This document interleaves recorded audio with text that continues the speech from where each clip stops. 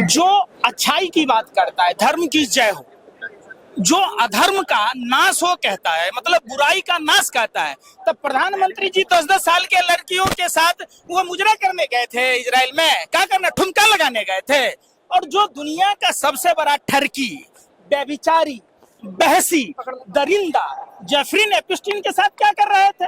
ऐसे लोगों को अगर आप भगवान का बात कहोगे तो ये हम हिंदू बर्दाश्त नहीं करेंगे, फिर तो गलत बात है। नरेंद्र मोदी इंसान के रूप में शैतान की तरह है, जो नाबालिग बच्चियों के यौन शोषण करने वाले लोगों के साथ मुजरा करते हैं, ठुमका लगाते हैं, लौंडा नाच नाचते हैं। एक धार्मिक प्रवृत्ति का आदमी नाबालिग बच्चियों का देह व्यापार कराने वाले ठरकियों के साथ क्या करेगा, बताओ आप हमको। भारत के प्रधानमंत्री का अपमान कर रहे हैं आप। हम नहीं कर रहे हैं, फिर वही बात, फिर गलत बात। हमने क्या किया, आपने क्या, अगर ये प्रधानमंत्री नहीं होते, एक आम आदमी होते, तो आप क्या करते, नरेंद्र मोदी के मुंह में कालिक पोते कि नहीं पोते, बताइए बात। सोनी नाम की लड़की को अगवा किसने कराया, बताओ। किसने लड़की को सीएम हाउस में जंजीर से बांध कर रखा। गजब की बात है, चिराग तले अंधेरा। अपनी जसोदाबेन के लिए मेलोडी नहीं है, अब वहाँ इटली जाते हैं मेलोनी को मेलोडी खिलाने, उसके बाद इजराइल जाते हैं लौंडा नाच नाचने। अरे भाई, प्रधानमंत्री मतलब समझते हैं, प्रधानमंत्री पद की गरिमा है। कम से कम प्रधानमंत्री को अपनी फिक्र नहीं थी, कोई बात नहीं, पद की तो गरिमा होनी चाहिए। ये पंकज जी कल प्रेस क्लब में ट्रांसजेंडर जो होते हैं हिजड़ों ने जो है एक प्रोग्राम किया, वहाँ पे हनुमान चालीसा में मोदी चालीसा पढ़ा और कह रहे कि वो लॉर्ड नरेंद्र मोदी जी का जो है मंदिर बनाएंगे बिहार में, सोने की मूर्ति बनाएंगे।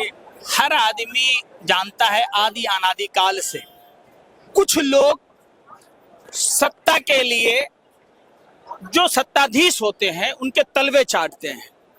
एक बात बताइए आप हमको, भगवान में इंसान में कुछ तो अंतर होगा, और जो लोग इंसान को ही भगवान का दर्जा दे रहे हैं, इसका मतलब साफ है कि उनकी कहीं ना कहीं जुगलबंदी है।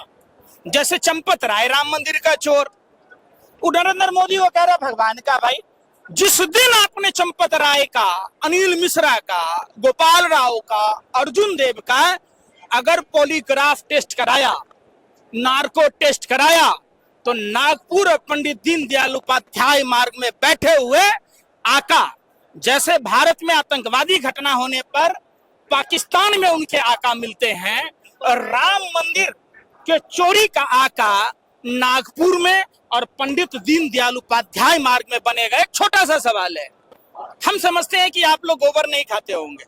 नहीं खाते। नहीं, कुछ लोग गोबर खा भी लेते हैं, ऊपर का माला खराब भी होता है, आपका खाली तो नहीं ना है। तो आप हमको बताइए, जब प्रधानमंत्री ने राम मंदिर ट्रस्ट बनाई, जब प्रधानमंत्री ने ट्रस्ट पार्टी ऐसे बाहर किया, तो चोरी का सरगना कौन? इसका मतलब प्रधानमंत्री के दिमाग में था कि राम मंदिर में डाका डालना है। किसको बनाया भाई? निर्मोही अखाड़ा के साधु संतों को बनाया क्या? हमारे शंकराचार्यों को बनाया क्या? एगो रील बना लेते प्रधानमंत्री जी इंस्टाग्राम पर कि हमने चंपत राय को लाया। चंपत राय के व्यभिचार को पूरा अयोध्या जानता है, उन्हें क्लीन चिट मिल गई है। आप ही कातिल हैं, आप ही मुंसिफ हैं।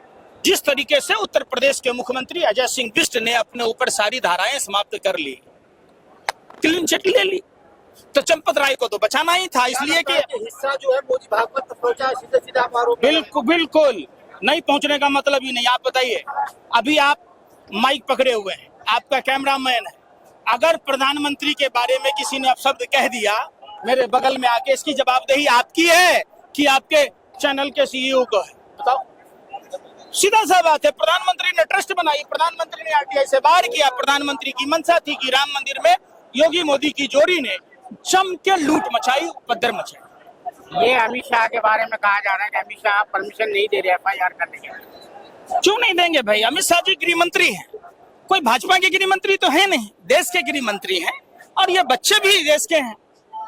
समझिए, जब आप देखा कि अस्पताल में एमएनसी होता है, तो उसका काम होता है डॉक्टरों की टीम का कि पुलिस में एफआईआर दर्ज की जाती है।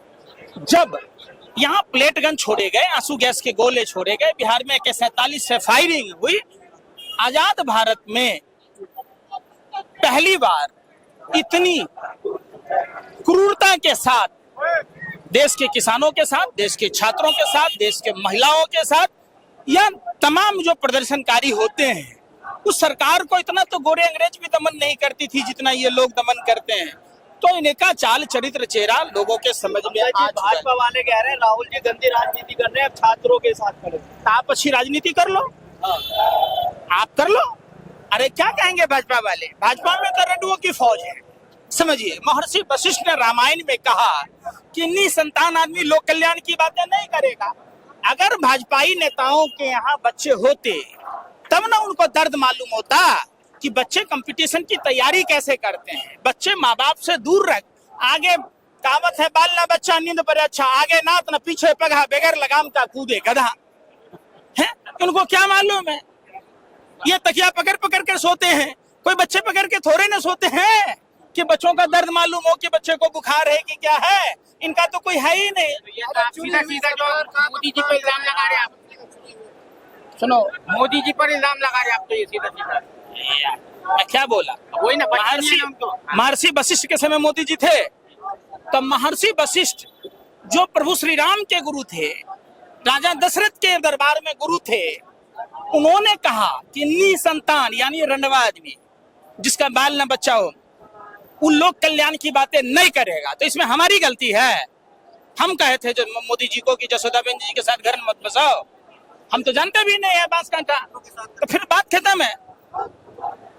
ये तो महर्षि वशिष्ठ बोल के गए, तो जाइए महर्षि वशिष्ठ जी से मिल लीजिए आप।